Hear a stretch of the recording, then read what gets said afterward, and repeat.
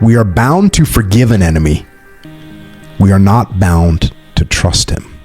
Right? There's a big difference. Mm-hmm. And that's up, down, and across the chain of command. And by the way, this applies to yourself as well. Because just because you forgive yourself, you make a mistake. Just because you forgive yourself doesn't mean you're not vigilant anymore.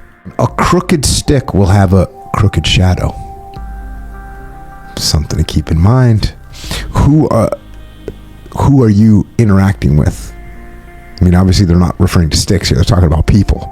So the crooked stick is going to have a crooked shadow. It's going to be hard for that to change.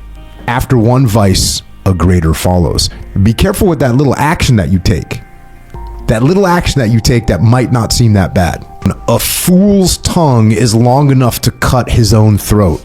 Debt is the worst kind of poverty. Again, it's one thing to be broke, but it's another thing to owe. Another thing to owe. Eternal vigilance is the price of liberty. So basically, before those last two, being jealous and being envious are not going to be healthy for you.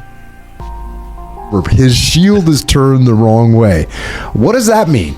That means you're looking at all these other things that are attacking you. The problem is you. You are the problem. You're the person you got to watch out for.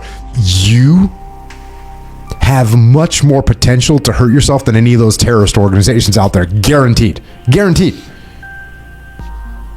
So you might just have your shield turned the wrong way. God's mill grinds slowly but surely. So things are going to take time. And by the way, that should also be a positive thing, because if you're doing good work, you might not get rewarded for it today. You may not get rewarded for it tomorrow, but you'll get rewarded for it. He who fears to suffer suffers from fear. Write that one down. Yeah, you're going to suffer. You're going to suffer. You're going to work hard. You're going to be on the mat suffering. You're going to be in the gym suffering. You're going to be in the classroom suffering.